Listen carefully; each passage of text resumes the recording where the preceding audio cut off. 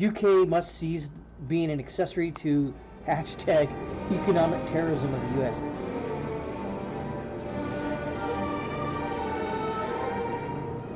I wanted to wait a few days before I did this video because the last one I did, they seized the oil tankers. Now there's video of the assault, if you will.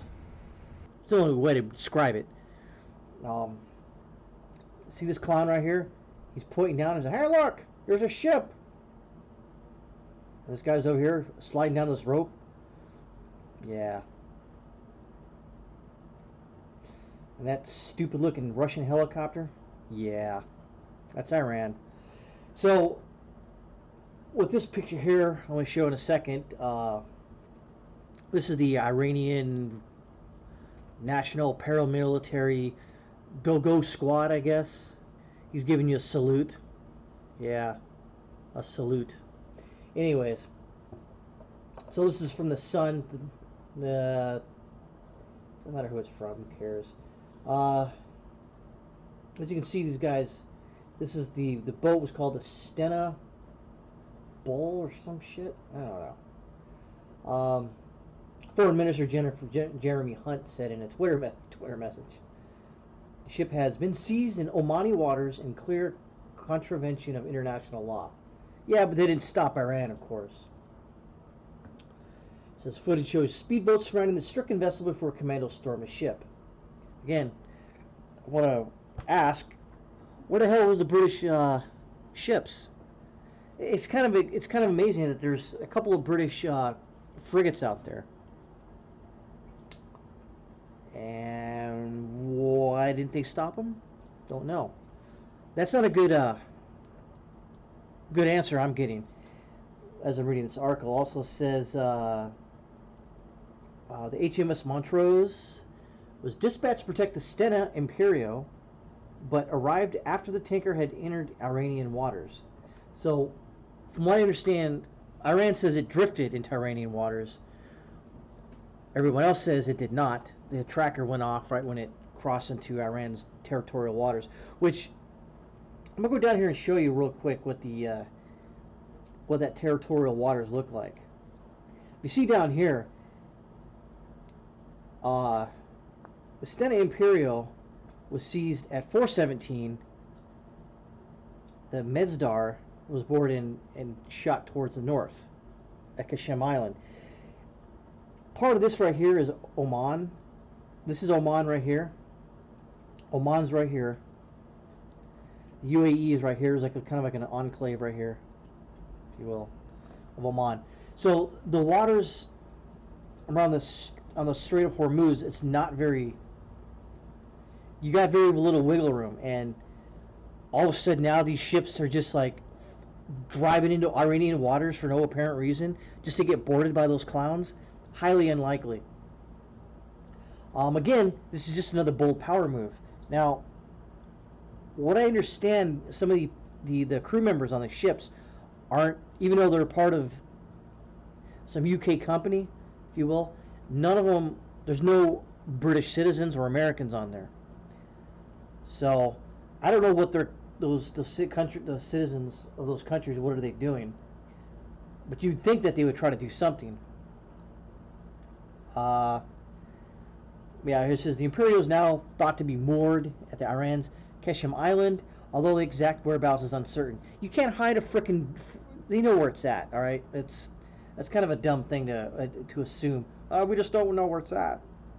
It's Brigadier General Ramazan Sharif, a spokesman for the Revolutionary Guards, claimed the tanker was now, quote, in the hands of the Hormuz Gun Ports and Maritime Organization, unquote. What is that? Okay. So that's two ships, by the way. So Jeremy Hunt says the government in a tweet met again with the reaffirmed UK desire to de-escalate, but confirm Senator Imperial was seized in Omani waters in clear contravention of international law. Discussed how to secure safety of UK international shipping in the Straits of Hormuz. Parliament to be updated Monday. Monday? How about you update them today? Oh my God. And this picture here shows the Montrose. This is 10 days ago. They were kind of like, the ships, got close and they pointed their guns at them and they took off. So, um, yes, Terran foreign minister accused Britain of being an accessory to the economic terrorism of the United States as tension escalated. Notice how they didn't attack or board a U.S. tanker. Imagine that. Because right now, Britain can't do anything because of their political situation, if you will. They're going to elect a new prime minister sometime next week, maybe the week after. I have to look. So right now, they're politically, they can't just, ask the United States in a joint effort to start, bumping heads. It's just not going to work. Let's see. So Javed Zarif stepped up to the war wars. Britain tweeting, unlike the piracy in the Strait of Gibraltar, that's when Britain captured one of their oil tankers. Our action in the Persian Gulf is up to hold international maritime rules. Yeah, but how does upholding rules by assaulting a tanker? I don't get it. It says UK must cease being an accessory to hashtag economic terrorism of the U.S. And therein lies the crux of the issue. I don't know where I read this. I think it was maybe last week, 2 weeks ago. There was a paper or an article that came out that said Iran's inflation shot up 50% because of all the economic sanctions going on. So Iran is in dire needs, and so this is part of a desperate move of a desperate country. Iran Students News Agency, yeah, they're not possibly tied to the government. Partially funded by the country's government, there's your answer, has also taunted the UK today by releasing pictures of the Steno Imperio docked at Bandar Abbas, southern Iran. Said serious consequences, Jeremy Hunt. Okay, whatever. I don't. But added, we're not looking at military options. Well, great. Now you tell them that you're not going to do anything. God. We're looking at a diplomatic way to resolve the situation. Uh-huh. We're very clear that it must be resolved. So Hunt said, quote, this is totally utterly unacceptable. It raises very serious questions about the security of British shipping and indeed international shipping in the Strait of Hormuz. Again, he's negotiating from a side of weakness right now. That's what Britain is. I mean, obviously I just stated their political situation isn't the best, but that's why they did it.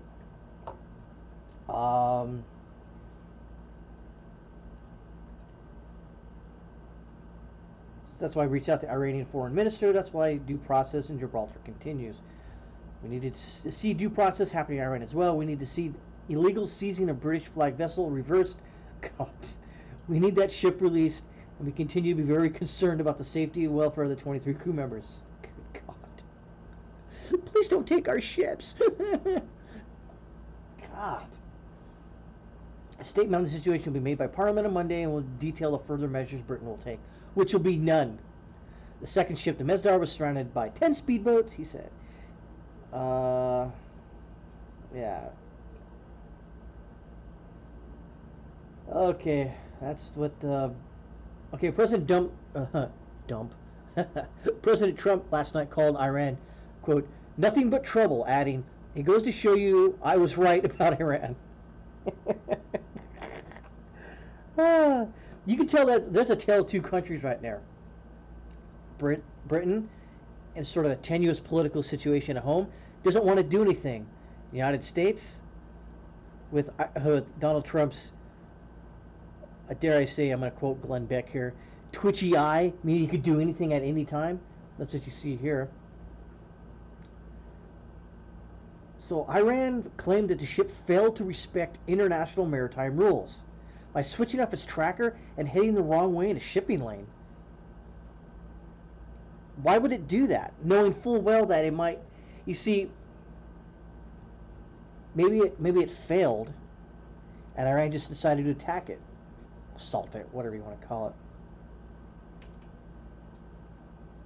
Oh, now they say Iran's Iron state news agency claimed that the country's seizure of the British flag oil tanker was due to a collision with an Iranian fishing boat. What? If you're in a shipping lane, you're in a fishing boat, what the hell are you doing? I know what you're doing, trying to cause an incident. Yeah.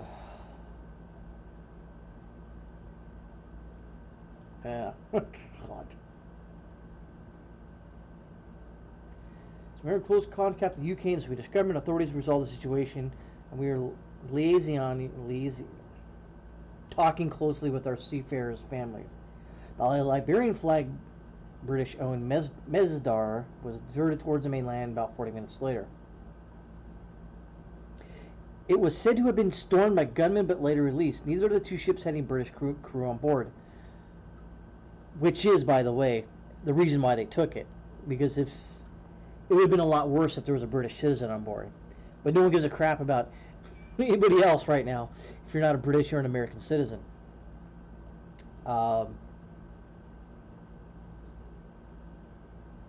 Housing Secretary James Brokenshire said seizure of the tanker was completely intolerable. And he said the government was seeking to establish diplomatic connections with Tehran. He told Today, quote, actions of Iranians are completely unacceptable. You tell them, James. It is so important that we maintain this free navigation through the Gulf, and to seize a vessel in this way is just completely intolerable. And here's why they did it. UK vessels have been advised to stay out of the area, Strait of Hormuz, for the interim period, the government spokesman said. Okay. And it just goes over what I kind of already talked in previous videos. European allies of the U.S. have urged to take a tougher stance on Iran after Mr. Trump withdrew from the nuclear deal with Tehran. France and Germany have also condemned Iran's actions. On Thursday, Trump said a U.S. warship shot down an Iranian drone. Got to talk about that already.